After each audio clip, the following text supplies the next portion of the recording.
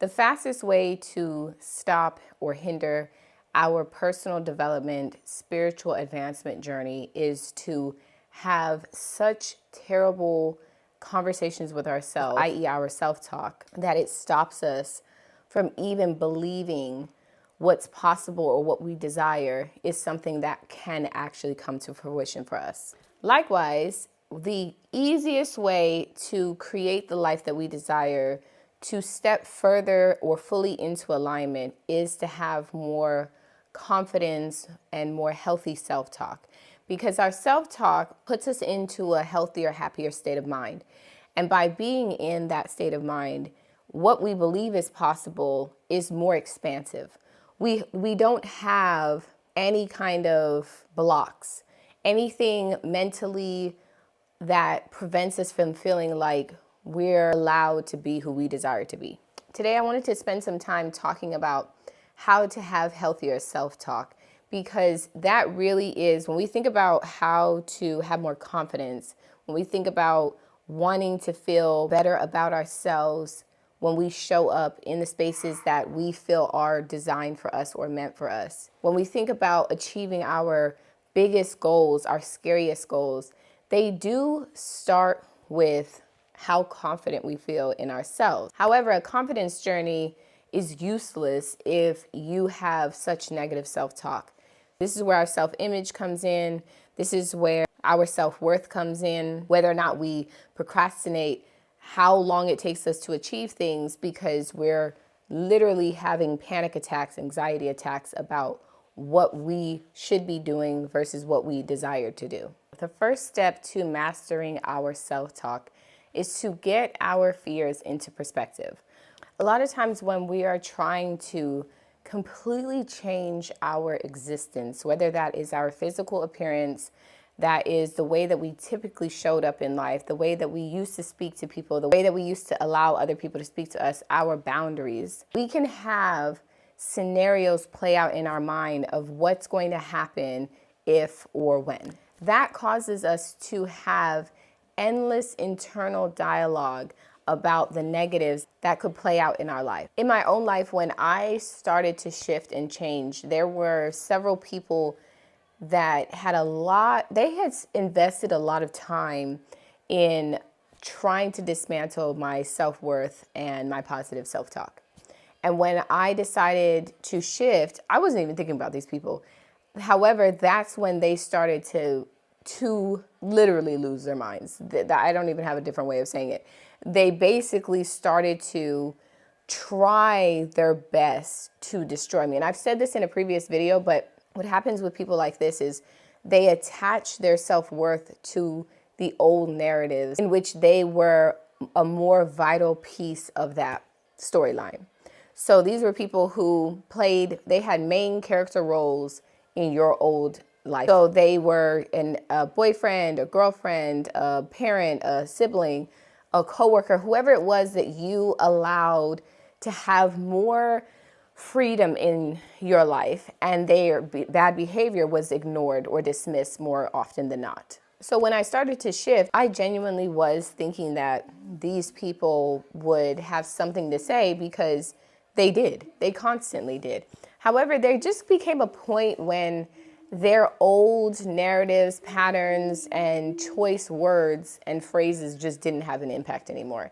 And I said this again in my last video, where what they started to do is they got so desperate that they just told me what they truly believed, which was that they knew me better than the next person that I was talking to. Whoever I was now filling my time with, they felt like they knew me better than those people. So they had a right to be around me. And it wasn't even so much that they believed I deserved less. And I want to get this into perspective before we move on, because this is a very critical piece. There are times with toxic people like this when they're so insecure and they don't believe that the attention they desire or seek, that they can get it naturally themselves.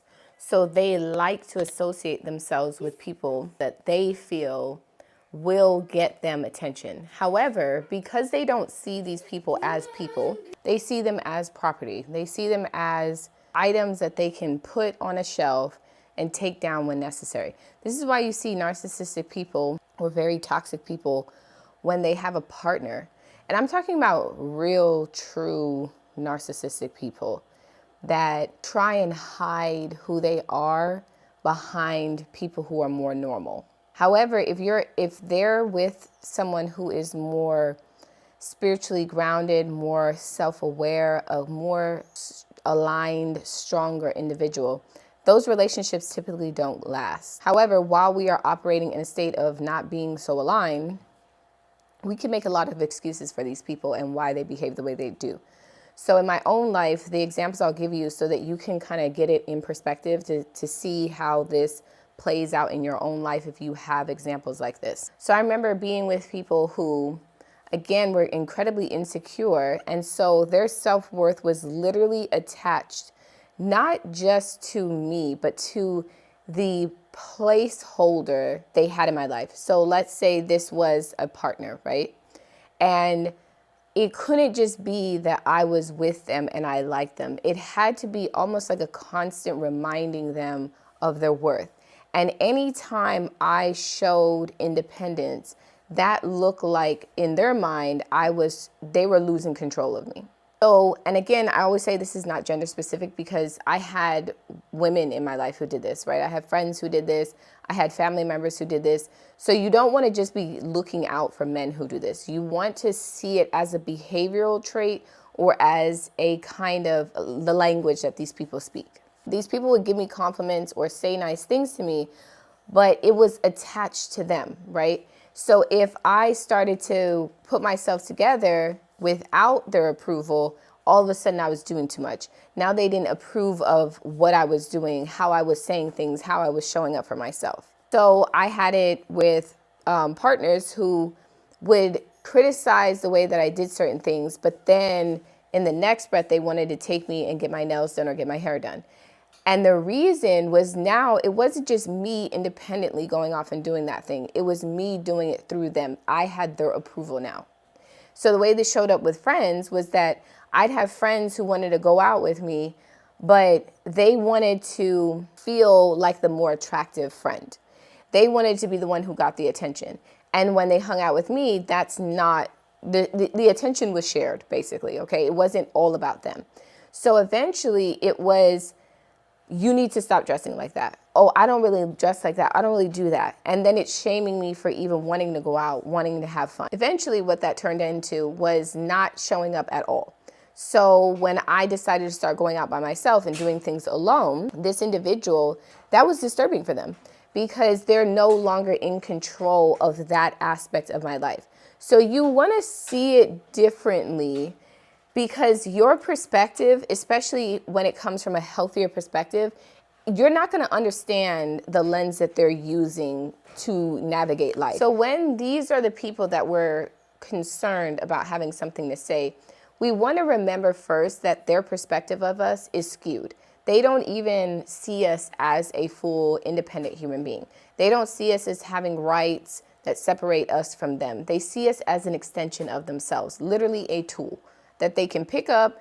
And in this social setting, it would look good to be associated with someone like this.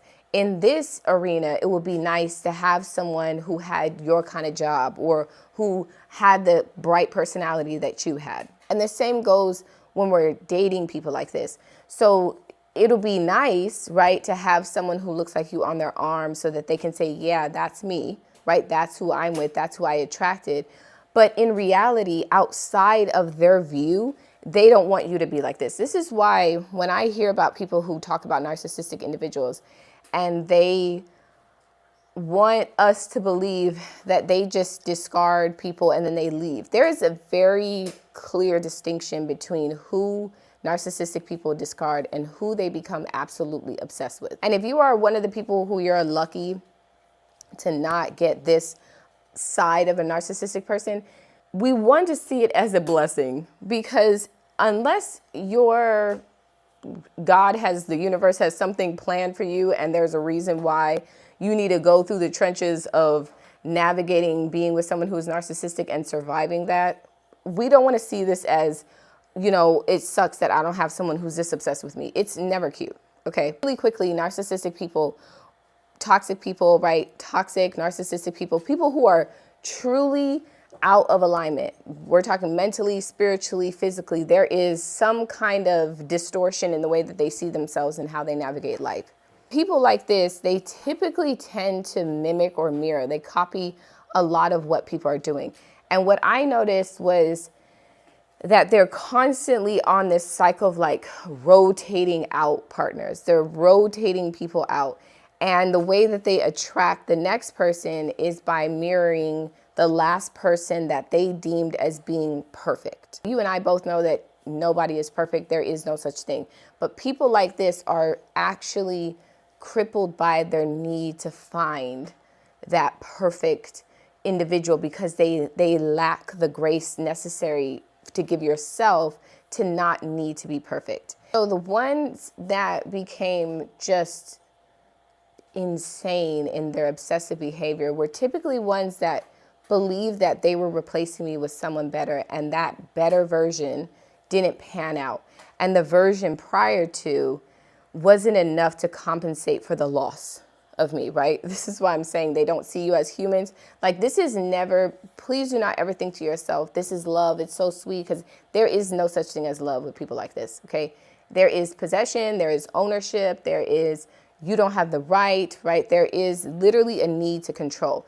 And I'm emphasizing, darling, the non-gender specific, because I had friends like this as well. People who did not like the idea of me having another friend, but didn't want to do things with me that friends did, didn't want the mutual respect that goes with a friendship. So as we're navigating that's positive self-talk, we're trying to build this system for ourselves, and the image or the things that people like this used to say to us, when it comes back and it's on repeat, we want to remember first who these people are, right? The phrase, consider the source, needs to be part of your vocabulary. You want phrases like this because it'll trigger your subconscious mind to remember exactly who we're talking about.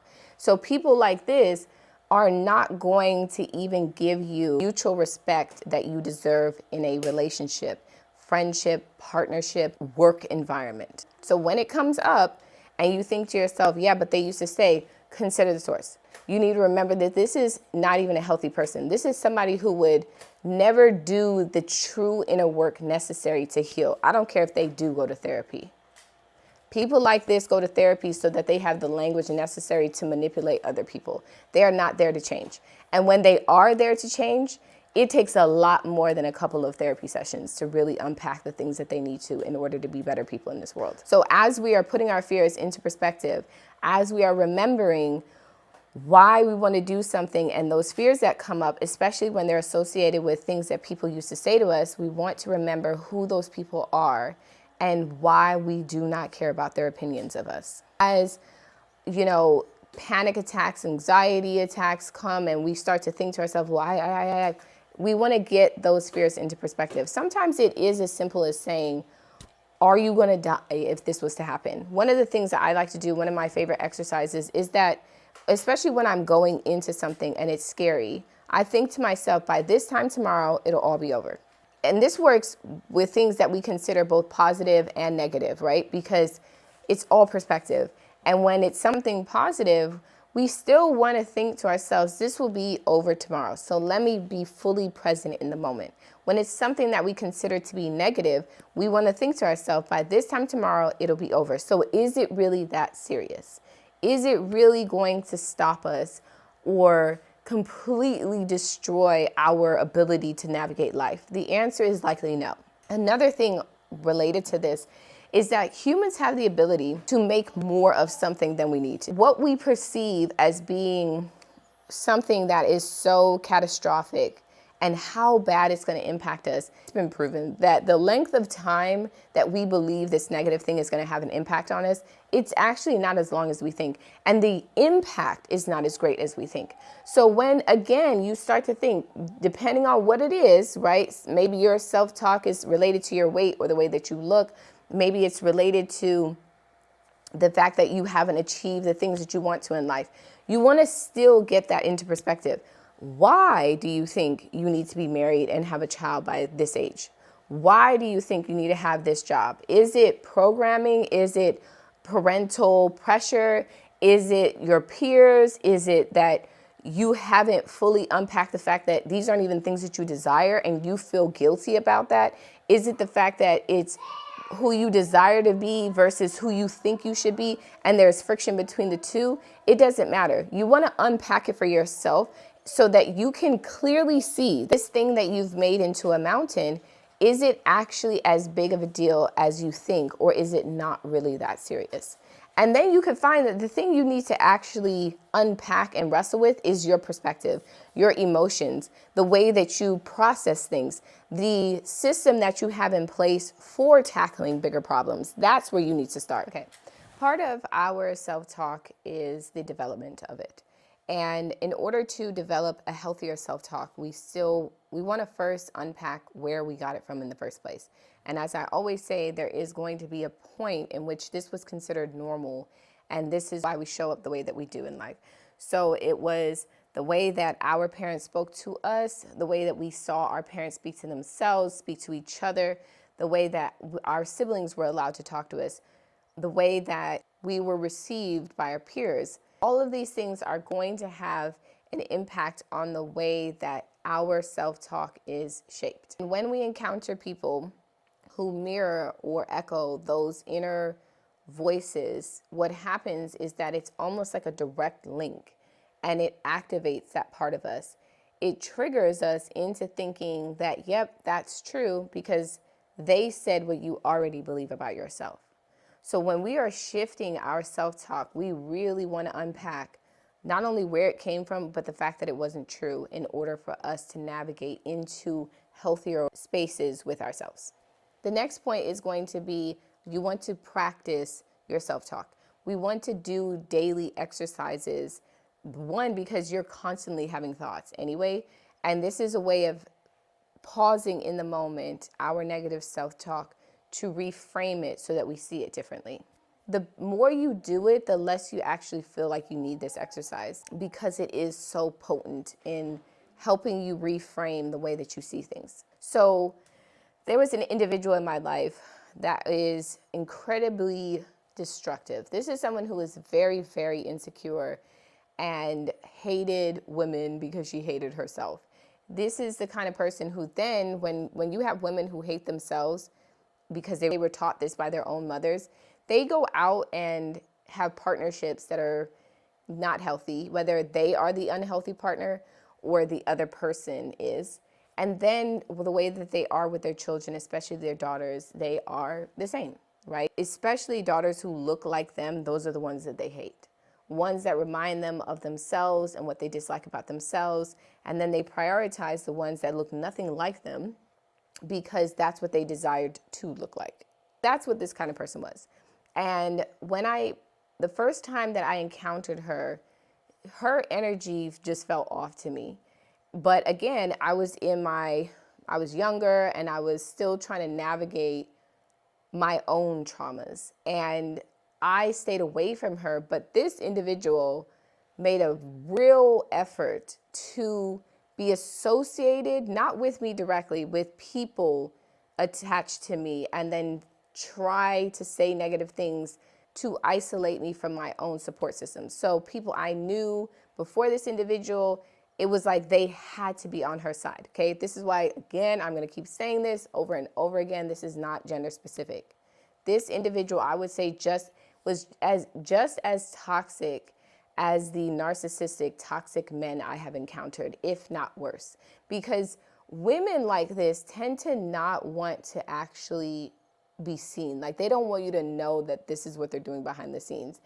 And these people didn't know, but I have a PhD in spotting people like this, because I've encountered so many women like this in my own family. So I have maneuvers in place to energetically, spiritually, mentally protect myself from people like this, because they are such a drain on your psyche. So when this individual would say things to me, this is who I would say that my younger self had to heal from. Like, one of the pieces was some of the stuff that this person used to say to me.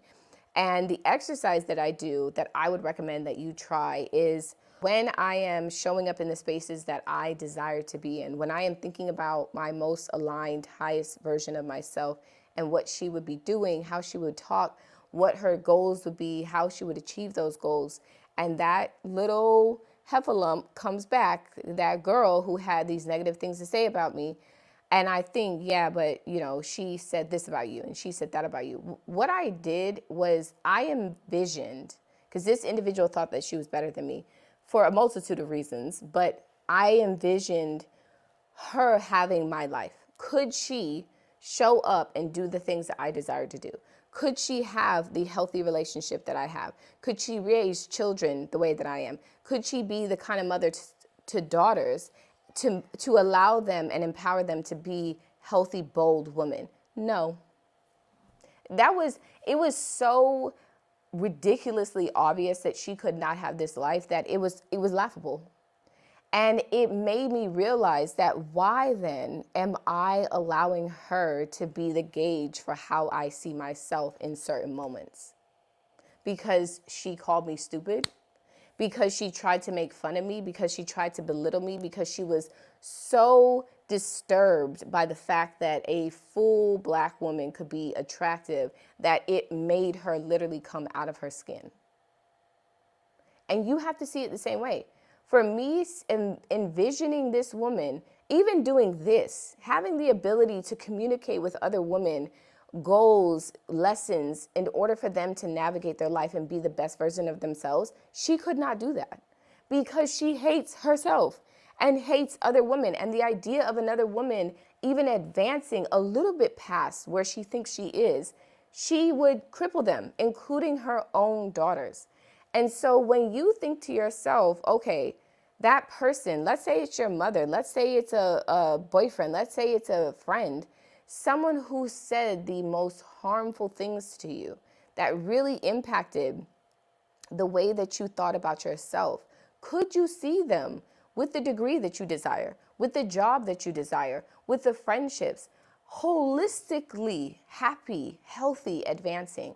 If the answer is no, that is one way to realize that you're not even seeing it properly. This reminds me of in Harry Potter, when they had that cabinet, right, that closet that would bring out the thing that you were most afraid of. And then you had to envision it in the silliest scenarios, right? That's what we're doing with these people. We are taking someone whose opinions we're afraid of and we're making it silly. We're making it so ridiculous that we stop seeing it as something that has the ability to negatively impact us. Which brings me to my next point, which is that you can hold two truths at the same time, right? Two truths can exist at the same time. You can be both insecure about something and working towards being happier about that period, right? You can be confident in this area of your life and still lack the confidence in this area. We don't need to hide that about ourselves. We don't need to be ashamed about the fact that we love who we are, but we would like to lose a little bit of weight. We like the way that we show up in life and we are confident about ourselves, but we would like to learn to put ourselves together a little bit more, wear makeup or do our hair a certain way. You can be both at the same time. And this goes back to the points I've made before, because this was something that narcissistic people loved to do to me. I want to say especially men, but unfortunately it was men and women that wanted me to feel really insecure about the fact that I did certain things, whether it was, me working out, wearing makeup, dyeing my hair, doing my nails. It didn't matter. It did not matter. Damned if you do, damned if you don't. This is why I'm saying you want to get clear on who you are and where your thoughts are coming from so that you're not being swayed by other foolishness. The next point is have courage to be the very best version of you. It is a very courageous thing to decide that you are going to shift your narrative. I'm not even playing with you. This is not to gaslight you or to gas you up and think that it's a bigger deal than it really is. It really is. It is a very, very courageous thing, especially when we are shifting narratives and we are changing from the way that other people in our life showed up, whether they looked like us and told us that's not possible for people who look like us, or it is based on our weight. It is based on the way that we physically look. It's based on our education level. It does not matter. Having the courage to decide that you are going to do something different from the path that was set out for you, whether it was traditional in your family or it was because you were dating someone at a stage in which your frontal lobe was not fully developed, okay? It is a courageous thing to decide that you are going to shift and change. And these people, depending on their ability to still be attached to you, they will try and pull you back. And this is why I say, like, sometimes we think to ourselves, you know, when these people say, like, well, if you were more confident, you wouldn't need to wear makeup. Or then they turn around and tell you, you should be putting on makeup. If you cared about yourself, you'd be putting on makeup, right? They're going to say the absolute opposite no matter what. And you think it's related to just physical appearance stuff? No. Because when I started my personal development journey many, many years ago, one of the most toxic, narcissistic people that literally became a damn stalker in my life, this individual tried to undermine my self-love journey and act like, oh, you're on your little self-love journey. Oh, you're like doing a little self.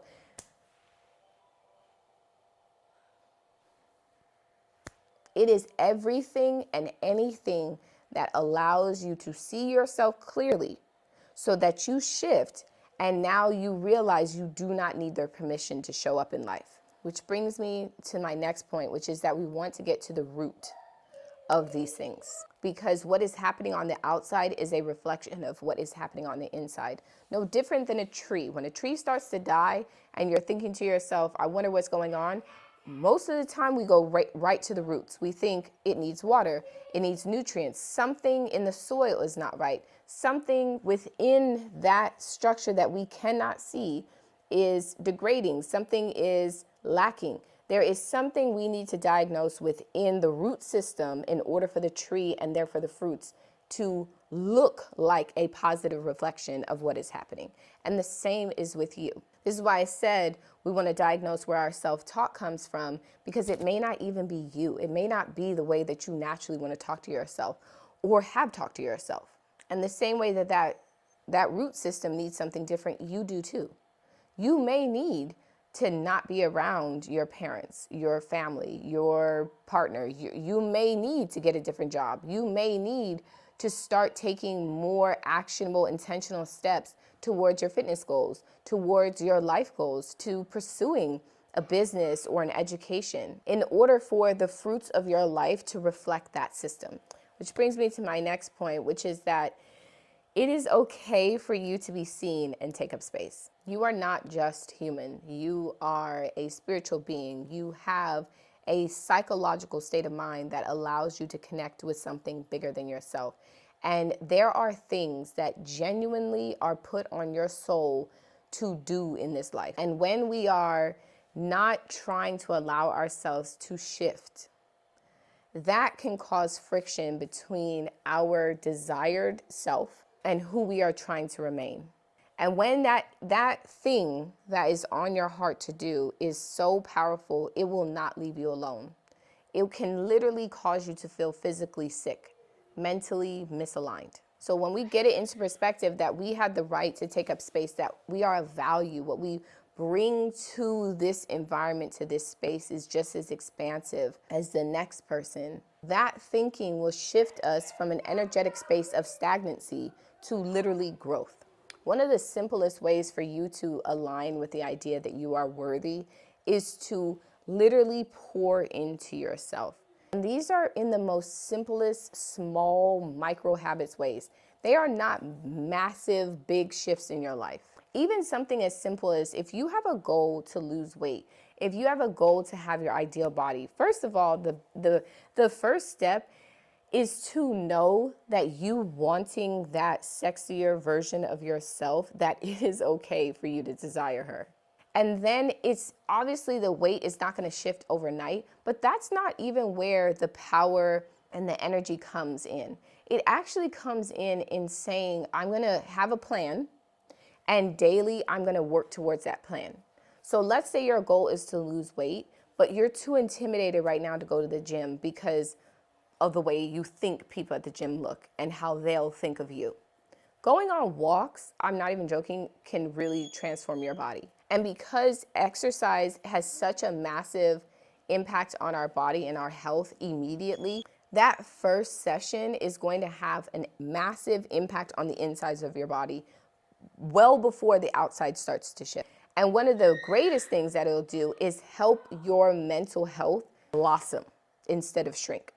So you'll start to think to yourself, I am capable because I keep promises to myself. So every time I say I'm going to go out and do this, I know I'm going to because I actually do. That increases your confidence. Also puts you into a better, more aligned, energetic state of mind, which actually creates more flow in our life. And these goals do not need to be massive to the point where if we don't do it, it ends up causing us to feel guilty and shut down. And then that negative self-talk will immediately become back on the table because it's our default mode.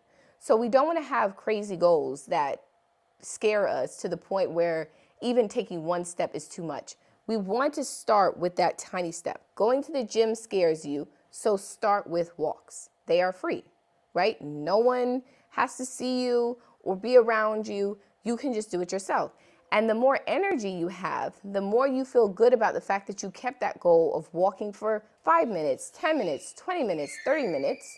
Eventually, you'll start to feel like you'll see the changes, and then you'll start to think to yourself, I actually can go to the gym. I can maybe start small with this. I can do this. Now going back to school doesn't seem so intimidating. Now starting that business doesn't feel so intimidating. It starts to feed into itself and grow on its own.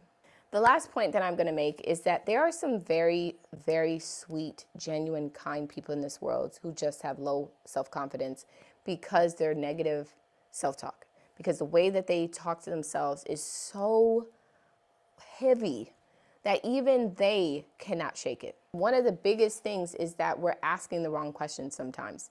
We're saying it to ourselves in a way that even the most positive person in the world could not maneuver past that. We need to stop thinking, what if this happens? What if that happens? We need to say, what if the best happens?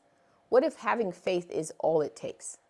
What if waking up and saying it the way that God has put it on my heart, the universe, life, energy, whatever it is that you call it, has put it on my heart? What if I say it exactly like that? What if I do make that amount of money? What if I do get my dream car? What if the person I love and desire really does love me back?